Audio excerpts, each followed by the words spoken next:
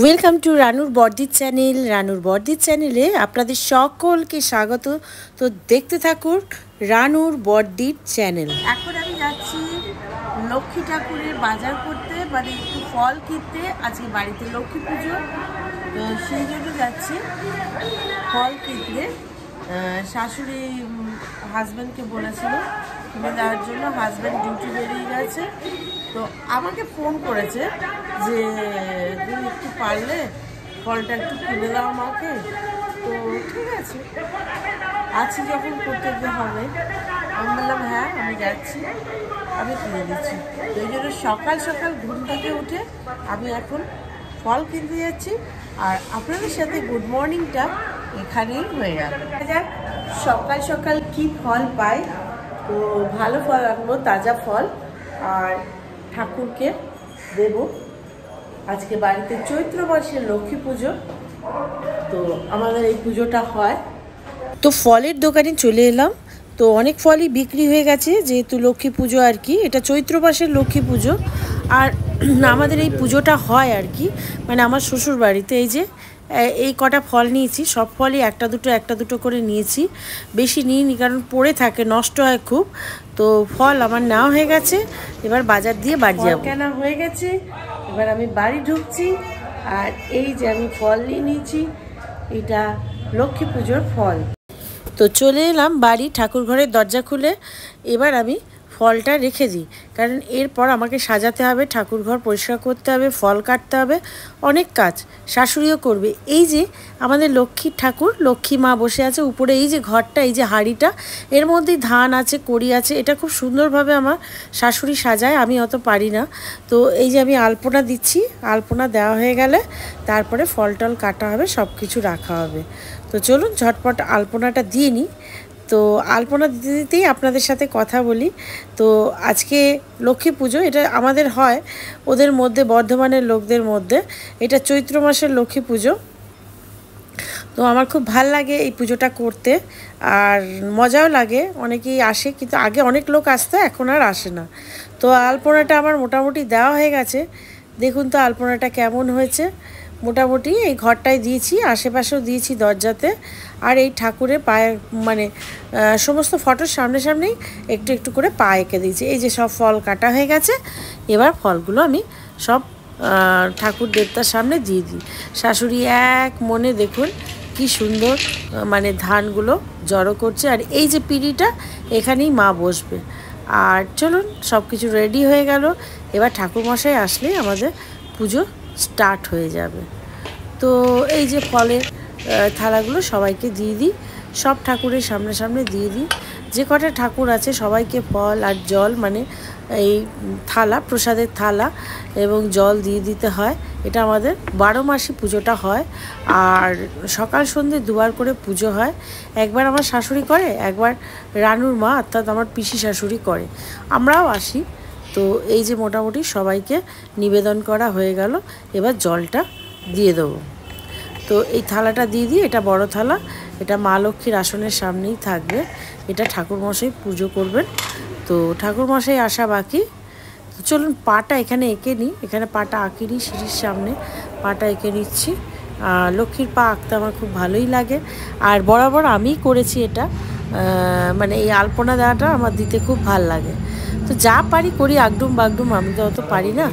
তো এই যে ঠাকুরমশাই এসে গেছে, আমাদের পুজো স্টার্ট হয়ে গেছে। তো রানুর দুনিয়ায় পুরো পুজোটা দেখতে পাবেন। রানুও এই পুজোতে ছিল, খুব মজা করেছে, এনজয় করেছে। আগে অনেক লোক আসতো, এখন অনেক কমই লোক আসে। তো ঠাকুরমশাই পুজো করছে, এটা লক্ষ্মী। ওদিকে আবার স্কুলে আমায় দৌড়তে হবে, তাই তাড়াহুড়ো করছি। আমি স্কুলে বসে আছি, আর এখন টিফিন করছি, বাড়ি থেকে খেয়ে আসতে পারিনি। তো হেডমিস্ট্রেসের পারমিশন নিয়ে বললাম যে আমার বাড়ি থেকে সকাল থেকে খাওয়া হয়নি, এমনিও আজকে উপোস ছিল, নীল ষষ্ঠী আছে। তো এখন আমি একটু টিফিন করে নিচ্ছি। এই যে রুটি আর তরকারি এনেছি, ওটা খেয়ে নিচ্ছি। তো এখন আমি স্কুলে আছি। তো স্কুল থেকে তাড়াতাড়ি এবার বাড়ি ফেরার পালা। তো তো আপনাদের একটা কথা বলতেই ভুলে গেছি, এই যে আমাদের ঈদে সামনে যে প্যান্ডেল বাঁধা হতো, নাচ গান হতো, আনন্দ হতো আর সাংস্কৃতিক অনুষ্ঠান হতো, কিন্তু এবার আর কিছু হয়নি। শুনেছি প্যালেস্তাইনিদের হত্যার জন্য প্রতিবাদে এবার নাচ গান বন্ধ হয়েছে, কোনো কালচারাল প্রোগ্রাম হয়নি। যে সন্ধেবেলা এবার চললাম হাতিবাগান, আপনারাও বলেছেন, সবাই বলেছে পয়লা বৈশাখে আমিও কিছু কিনিনি, আমার মেয়েও কিছু কেনেনি, তো ভাবছি কিছু একটা কিনি নিজের জন্য। তো সব জায়গায় গেলাম, সিটি মার্ট, বাজার কলকাতা, তো দেখছি কত ভিড় পয়লা বৈশাখে, প্রচুর লোক, মানে একদম শ্যামবাজার হাতিবাগান জমজমাট, গিজগিজ করছে লোক। কি কিনবো এত ভিড়ের মধ্যে? তখন মনে হচ্ছে বাবা কেন এলাম, শুধু এত ভিড়ে কেউ আসে? দিনে দিনে আসলে হতো, এখন অন্ধকারও হয়ে গেছে। যাই হোক, মেয়ে বললো কিছু লাগবে না মা, টাকাটা রেখে দাও, আমার টিউশনিতে দিয়ে দেবো ফিসে। আমি বললাম ঠিক আছে। এই যে বাজার কলকাতা এসে পড়েছি, ছটপট ঢুকে পড়ি, দেখি এখানে কি সস্তা ফস্তা চলছে, তাহলে মেয়ের জন্য কিছু একটা, আমার জন্য কিছু একটা নেব। এই যে 199 টাকা করে, অনেক সেল আছে এখানে, সস্তা আছে আর জিনিসগুলো খুব ভালো বাজার কলকাতার। যাই হোক, আমি কিছুই কিনলাম না, পছন্দ হলো না, বেরিয়ে পড়লাম। বেরিয়ে পড়ে রাস্তায় দেখছি সিরামিকের কত জিনিস হাতিবাগানে বিক্রি হচ্ছে, প্রচুর লোক কিনছে।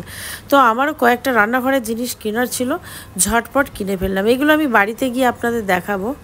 তো এই যে বাড়িতে, এবার আপনারা দেখে নিন যে আমি কি কি জিনিস আমার জন্য পয়লা বৈশাখে কিনেছি, মানে রান্নাঘরের জন্য, ওই মানে আর কি আমার জন্য।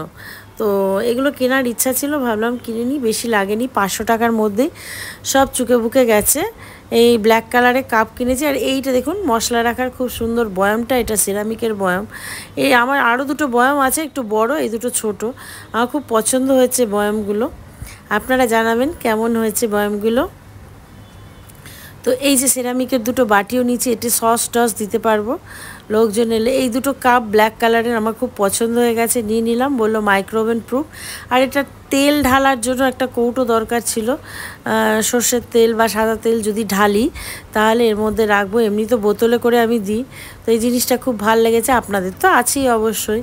তো আমি এইটাই নিলাম। মোটামুটি এই হচ্ছে আমার শপিং। এছাড়াও দুটো জিনিস কিনেছি, সেটা হলো ট্রে কিনেছি, একটা ছোট ট্রে, একটা বড় ট্রে, মানে কাপের জন্য ছোট ট্রে আর বড় খাবার টাবার দেওয়ার জন্য এই ব্ল্যাক কালারের বড় ট্রে।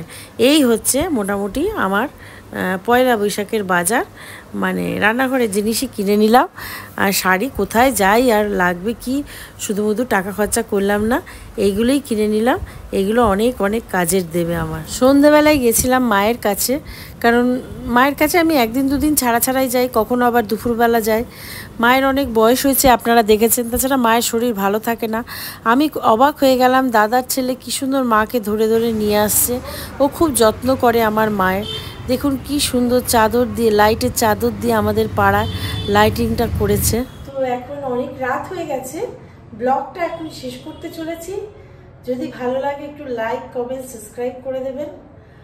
আর একটা কথা আপনাদের বলার ছিল, যবে থেকে ইউটিউব আমি স্টার্ট করেছিলাম সব কিছু আমার ঠিক ছিল, আস্তে আস্তে আস্তে আস্তে মানে অনেকেই আমার শ্বশুরবাড়ির লোক আমাকে অ্যাভয়েড করতে শুরু করেছে, যাদের সাথে আমি এত বছর কাটিয়েছি।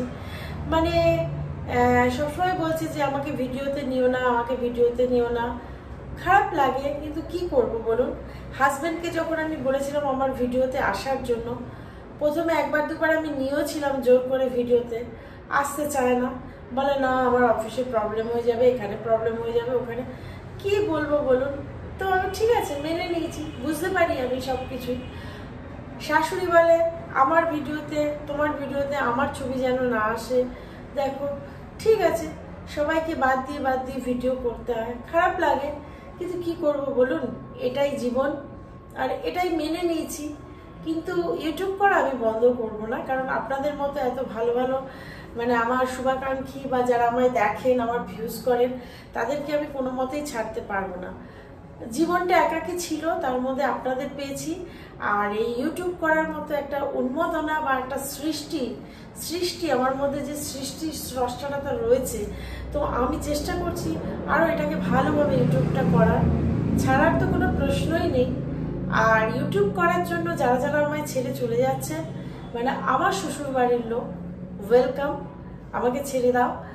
কেন কি আমার মনে হয় কেউ যখন কাউকে ছাড়ে তখন তার একটা কারণ দরকার হয়, সেই কারণটা ভ্যালিড না হলেও ওই কারণটা শো করায়, আর ওই কারণ দেখিয়ে ডিফারেন্সটা তৈরি করে নেয়। তো আমি বলবো আমি খুব লড়াকু মেয়ে, আর এই কারণটা দেখে কেউ যদি আমার থেকে সরে যায় তাড়াতাড়ি সরে যাক, আমার কোনো অসুবিধা নেই।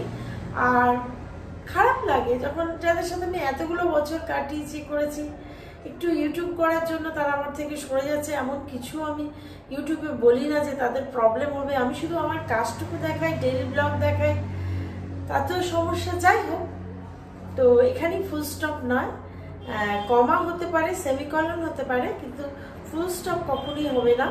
ইউটিউব আমি করব, কারণ আপনাদের মতো ভালো ভালো আমার যারা শুভাকাঙ্ক্ষী তাদের পেয়েছি।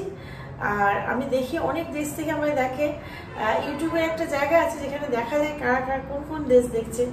দেখি আমেরিকা থেকে, ইন্ডিয়া থেকে, বাংলাদেশ থেকে, ইন্দোনেশিয়া থেকে, ইভেন সৌদি আরব থেকেও পর্যন্ত আমাকে দেখে। এটা আমার ভীষণ ভালো লাগে। তাই এতগুলো লোককে তো আমি নিরাশ করতে পারি না। আর রইল বাকি লড়াকু মনোভাবটা। আর আপনারা যেভাবে আমার সাহসিকতা মানে সাহসটা জোগাড় দেন, তাতে আমার যে মনের সাহসিকতা সেটা অনেক বেড়ে যায়। আর সব থেকে ভাল লাগে আপনাদের কমেন্টগুলো পড়তে। যারা কমেন্ট লেখেন না, ভিউজ করে দেন, তাদেরও অজস্র ধন্যবাদ। হয়তো কাজের চাপে কমেন্টটা লিখতে পারেন না, কিন্তু বিশ্বাস করুন ওই এক একটা কমেন্ট আমার জীবনে ভীষণ মূল্যবান। ওই কমেন্টগুলো আমি খুঁটিয়ে পড়ি, আর আমিও লাইক কমেন্ট দিই আপনাদের কমেন্টে, ওটা রেসপেক্ট জানাই আপনাদের। আর আরেকজন লড়াকু মহিলা মানে মেহমুদা বেগম, আমেরিকা থেকে আমায় দেখেন, আমার দিদি, বড় দিদির মতো আমাকে আগলে রেখেছেন। উনি 3 বার ক্যান্সার সার্ভাইভার, উনি যেটা লিখেছেন পড়েছি আমি ভাবি অসম্ভব মানসিকতা, জোর না থাকলে উনি এতটা পথ এগিয়ে আসতে পারতেন না, বা এতটা লড়াই উনি করতে পারতেন না। আমার তরফ থেকে ওনাকে স্যালুট। দেবযানী মুখার্জিকে আমার তরফ থেকে স্যালুট, যেভাবে উনি সন্তানকে নিয়ে এগিয়ে চলছেন, এই সাংসারিক জীবন পেরোচ্ছেন। মানে আপনারাই আমার অনুপ্রেরণা। আপনাদের থেকে আমি প্রত্যেকদিন অক্সিজেন পাই, আর আমি আমার ইউটিউবকে এগিয়ে নিয়ে যেতে চাই। আপনারা পাশে থাকুন, আমি নিশ্চয়ই পারবো। বাদ বাকি রইল আত্মীয়দের ব্যাপার। আত্মীয় তাদেরই বলে যাদের সাথে আত্মার সম্পর্ক হয়। তো ছেড়ে দিকে আমাকে কি আছে, একা থাকারও একটা ট্যালেন্ট থাকা যায়। তো এই যে আমি আপনাদের ইউটিউবে দেখাতে পারি না আমরা একসাথে বসে খাচ্ছি, এ করছি, অনেকে বললো যে না না আমার মুখটা দেখিও না, আমি সরে যাই, তারপর তুমি ক্যামেরাটা করো। মেনে নিই, এগুলো খারাপ লাগে, কিন্তু হাসি মুখে বলি ওয়েলকাম, ঠিক আছে, একাই করব, একাই লড়বো, একাই জিতবো। তো সকলে ভালো থাকবেন, সুস্থ থাকবেন, দেখতে থাকবেন রানুর বড়দির চ্যানেল। টাটা।